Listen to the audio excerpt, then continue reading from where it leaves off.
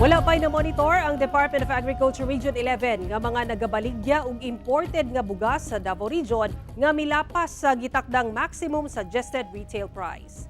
Sumala ni Macario Gonzaga, ang Regional Executive Director sa DA11, walay puas ang ilang pag-awhag sa buhatan sa mga rice retailer ug trader nga sa pagpatuman sa maong pulisiya. Sanglit dili sab sila magduwa-duwa sa pagbawi sa ilang authority sa pag-import ug pagtinda sa imported rice kung makalapas sa consumer law. Giawhag sab ang mga konsumante nga kung dunay mga mamatikdan nga kalit nga pagsaka sa presyo sa bugas ug uban pang produktong agrikultura, i-report kini sa buhatan aron mahatagan og saktong aksyon. Una nang gipatuman sa Department of Agriculture ang maximum suggested retail price sa premium imported nga bugas sa 58 pesos matag kilo. Sa nakalabayng semana, ang presyo sa imported nga bugas sa Davao City ana lang sa 48 pesos hangtod 55 pesos ang kilo. Samtang ang lokal nga bugas ana sa 45 pesos hangtod 53 pesos ang matag kilo.